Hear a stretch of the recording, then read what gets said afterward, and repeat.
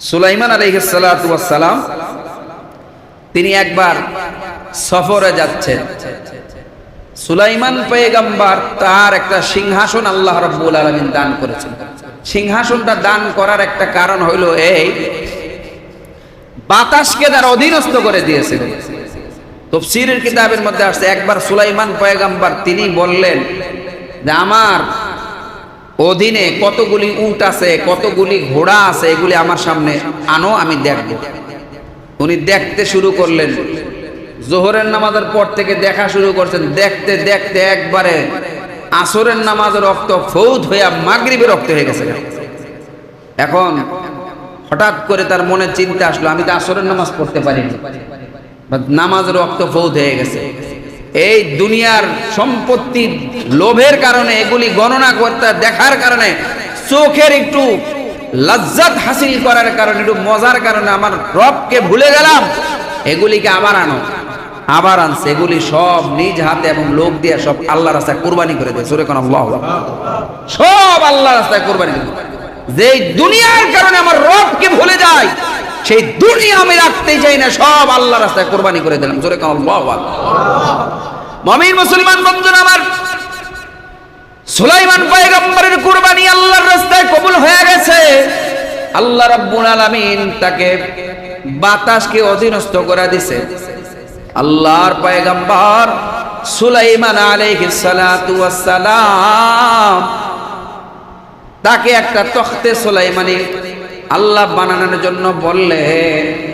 তখতে সুলাইমানিটা একটা কাঠের তখতার মতো, সিংহাসনের মতো ছিল। তাফসীরের কিতাবের মধ্যে আসছে বিশাল বড় একটা তখতে সুলাইমানি। ওইটার মধ্যে ওঠার পরে ডান দিকে 300 মুজ উজির, বাম দিকে 300 জিন উজির, ডান দিকে 300 মানুষ উজির, মাঝখানে সুলাইমান পয়গম্বরের তখতে সুলাইমানিটা বসাইয়া তখতকে বলতো, এ বাতাস, আমার তখতকে তুমি অমুক জায়গায় নিয়ে চলো। কুরআনুল কারীমের মধ্যে আল্লাহ রাব্বুল আলামিন জানায়া দিলেন, সুলাইমান আলাইহিস সালাতু ওয়াস সালামের তখতা এক সকালে 1 মাস অতিক্রম করার রাস্তা তারে নিয়ে যাইতো, এক বিকালে আবার 1 মাস সফরের রাস্তা অতিক্রম করার ক্ষমতা আল্লাহ দান করেছিলেন। আল্লাহ বলেন, ওয়ালি সুলাইমানার রিহা গুদুহা শাহরু ওয়া রাওয়াহুহা শাহ।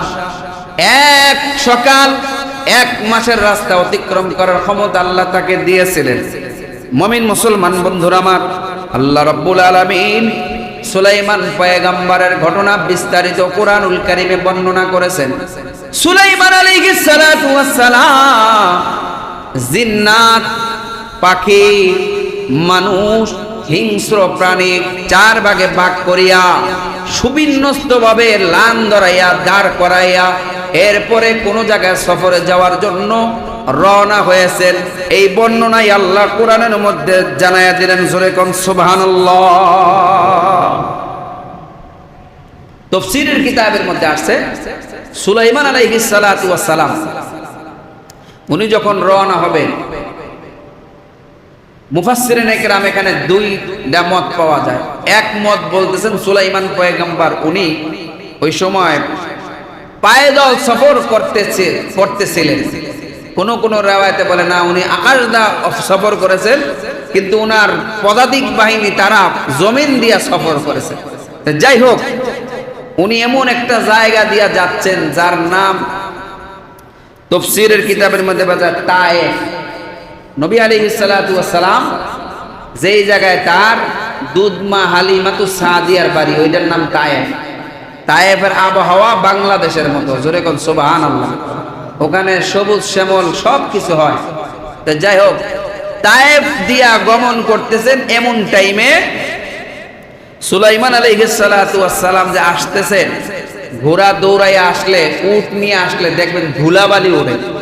আরবের লোকেরা দূর থেকে যদি দেখে ধুলাবালি শুধু দেখা যায়, তাহলে বুঝবে যে কোনো সৈন্যবাহিনী আসতেছে। এমন ভাবে আসতেছে সুলাইমান আলাইহিস সালাতু ওয়াস সালামের বাহিনী। এটা দেখলো একটা পিপিলিকার রানী, মহিলা পিপিলিকা। মহিলা পিপিলিকা কেমনে বুঝলাম? এখানে মুয়ান্নাসের সিগা ব্যবহার করা। ক্বালাত, পুরুষ হইলে বলা হয়তো কলা। তাফসীরের কিতাবের মধ্যে আসছে ওই পিপিলিকা সর্দারনির নাম ছিল জারসা। পিপিলিকার সর্দারনির নামটাও তাফসীরের মধ্যে আসে, জোরে কোন আল্লাহু আকবার। এবং এই পিপিলিকা যে গোত্রের সর্দারনি ছিল মহিলা, ওই গোত্রের নাম ছিল বনু শিশবা। মেরে ভাই আর দোস্ত বুজুর্গ, যখন দেখলেন সুলাইমান পয়গম্বরের বাহিনী আসতেছে, তখন সে বলতে লাগলো, হাত্তা ইযা আতাও আলা ওয়াদিন নাম, হাত্তা ইযা আতাও আলা ওয়াদিন নামল ক্বালাত নামলাতুন ইয়া আইয়ুহান নামলু দুখুলু মাসাকিনাকুম লা ইয়াহতিমান্নাকুম সুলাইমান ওয়া জুনুদুহু ওয়া হুম লা ইয়াশউরুন। জোরে কোন সুবহানাল্লাহ। এ দুনিয়ার ইমানদার মুসলমান আল্লাহর গোলাম, পিপিলিকার রানী সকল পিপিলিকাকে বলতেছে, হে আমার পিপিলিকা উত্তর শরীরা, হে আমার বাহিনীর লোকেরা, হে আমার গোত্রের লোকেরা, ভালো করে শোনো।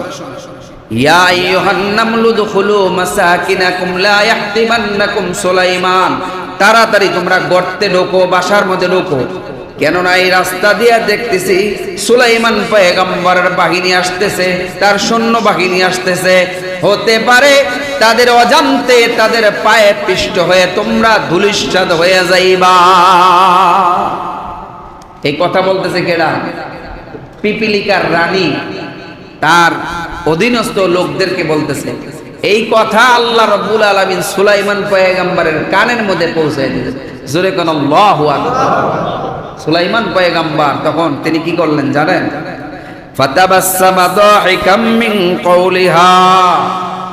এই কথা শোনার পরে সুলাইমান পয়গম্বর তিনি মুস্কি হাসি দিলেন। জোরে কোন আল্লাহ। মুস্কি হাসি দেওয়া সুন্নত। মুস্কি হাসি দেওয়া কি? আমাদের নবী মুহাম্মদ রাসূলুল্লাহ সাল্লাল্লাহু আলাইহি ওয়াসাল্লাম সব সময় মুস্কি হাসি দিতেন, কহ কহ হাসি দিতেন না। নামাজের মধ্যে কেউ যদি উচ্চ স্বরে হাসি দেয় তাহলে তার ওযু ভাঙবে, নামাজও ভেঙে যাবে। এখানে ফাতাবাসসামা দাহিকাম মিন কওলিহা, ওই পিপিলিকার রানীর কথা শুইনা সুলাইমান আলাইহিস সালাতু ওয়াস সালাম মুস্কি হাসি দিলেন আর আল্লাহর দরবারে দোয়া করলেন। ওয়াকালা রাব্বি আউজি'নি আন আশকুরা নি'মাতাকাল্লাতী আন'আমতা আলাইয়া ওয়া আলা ওয়ালিদাইয়া ওয়া আন আ'মালা সালিহান তারদাহু ওয়া আদখিলনি বিরহমাতিকা ফি ইবাদিকাস সালিহিন। সুলাইমান আলাইহিস সালাতু আল্লাহর কাছে দোয়া করেন, রব্বি আউজি'নি আন আশকুরা নি'মাতাকাল্লাতী, হে আল্লাহ তোমার শুকরগুজার বান্দা হওয়ার, তাদের মধ্যে আমারে শামিল হওয়ার তৌফিক দান করো। আল্লাহু আকবার। ওয়া আলা ওয়ালিদাইয়া, তুমি যে আমাকে নিয়ামত দান করেছো এবং আমার বাবা মাকেও তাদের অন্তর্ভুক্ত করো এবং নেক লোকদের অন্তর্ভুক্ত হওয়ার আমাকে তুমি তৌফিক দান করো। জোরে কোন আল্লাহু আকবার। কত সুন্দর একটা দোয়া সুলাইমান পয়গম্বর আল্লাহর কাছে বললেন। দেখেন পিপিলিকার ভাষা বোঝার ক্ষমতা আল্লাহ ওনাকে দিয়েছেন, এখানেও উনি একইভাবে শুকরগুজার বান্দা হয়ে গেলেন। বাবার জন্য দোয়া করলেন, নিজের জন্য দোয়া করলেন এবং নেক লোকদের অন্তর্ভুক্ত যাতে থাকতে পারি মৃত্যু পর্যন্ত আল্লাহ তুমি তৌফিক দান করো। এই দোয়াটা চমৎকার একটা দোয়া, কারণ শেষ ভালো যার সব ভালো তার। ইন্নামাল আমালু বিল খাওয়াতিম। শেষ সময় যদি কালেমা নসিব না হয়, সারা জীবন নামাজ পড়া রোজা রেখে কি লাভ হবে যদি কালেমা নসিব না হয়? কথা বলে ঠিক না বেঠিক? সুলাইমান পয়গম্বর এখান থেকে ইঙ্গিত দিলেন, মেরে ভাই আর দোস্ত বুজুর্গ, যে আল্লাহ তুমি আমাকে শেষ সময় সলিহীন বান্দাদের অন্তর্ভুক্ত করিও। আল্লাহও দোয়া কবুল করেছেন। জোরে কোন সুবহানাল্লাহ। এই পিপিলিকার নামে একটা সূরা নাজিল করেছেন। কেন? পিপিলিকা তার গোত্রের লোকদেরকে বাঁচানোর জন্য চেষ্টা করছে। তাফসীরের কিতাবের মধ্যে আসছে পিপিলিকার এখান থেকে আমরা একটা শিক্ষা পাই। এই শিক্ষা হলো এই, দুনিয়ার একটা পিপিলিকা যদি তার বংশের লোক, তার জাতিকে বাঁচানোর জন্য চেষ্টা করে, তার কথাটাকে আল্লাহ রাব্বুল আলামিন এত পছন্দ হয়েছে কোরআনের মধ্যে ডাইরেক্ট ঢুকায় দিয়ে। জোরে কোন আল্লাহু আকবার। এমনি ভাবে যদি আমাদের পিপিলিকার দাম বেশি না মানুষের দাম বেশি? অবশ্যই মানুষের দাম বেশি, কারণ মানুষ হলো আশরাফুল মাখলুকাত। কোন মানুষ যদি পিপিলিকার মতো যদি নিজের জাতিকে, মুসলমান জাতিকে, আমার বংশধরকে, আমার আত্মীয় স্বজনকে জাহান্নামের আগুন থেকে বাঁচানোর জন্য চেষ্টা করি, ওই পিপিলিকার চাইতে মানুষের দাম আল্লাহর কাছে বেশি হয়ে যায়। ধরে কারণ আল্লাহু আকবার। এই জন্য দাওয়াতে তাবলীগের ভাইয়েরা, এরা নিজের বাড়ি ঘর ছাইরা মানুষদেরকে নামাজের দাওয়াত দেয়। আল্লাহ কোরআনের মধ্যে আয়াত নাযিল, উদউ ইলা সাবিলি রাব্বিকা বিল হিকমাতি ওয়াল মাউইজাতিল হাসানা। ওই ব্যক্তির চাইতে উত্তম ব্যক্তি কে আছে যে মানুষদেরকে কল্যাণের দিকে ডাকে, আহ্বান করে, নামাজে আসো, আল্লাহর দিকে আসো, নবীর সুন্নতের দিকে আসো, শিরিকের পথে যায়ও না, গুনার দিকে যায়ও না। ওই পিপিলিকার সাথে মিলাইয়া আল্লাহ রাব্বুল আলামিন ওই পিপিলিকার চাইতে ওই বনি আদমকে আল্লাহ বেশি ভালোবাসে। জোরে করুন আল্লাহু। এজন্য আমরা যারা নামাজ পড়ে না এদেরকে দাওয়াত দিতে রাজি আছি না? শুধু নাই একলা একলাই স্বার্থপরের মধ্যে জান্নাতে যাবেন না, আত্মীয় স্বজন, পাড়া প্রতিবেশী সকলকে নিয়ে আমরা জান্নাতে যেতে হলে সবাইকে দাওয়াত দিয়ে নামাজে আসতে হবে। কথা বলে ঠিক না ভাই? দাওয়াত দেওয়া শুধু ওই যে মুয়াজ্জিন সাহেব মাইক দেয়া দাওয়াত দেয়, হাইয়া আলাস সালাহ, হাইয়া আলাল ফালাহ, ডাকে না? ডাকে না? এই ডাকতেছে আল্লাহর পক্ষ থেকে। জোরে কোন আল্লাহু আকবার। এজন্য মুয়াজ্জিনের দাম অনেক বেশি। আল্লাহ আমাদেরকে মুয়াজ্জিনদেরকে মহব্বত করার তৌফিক দান করুন।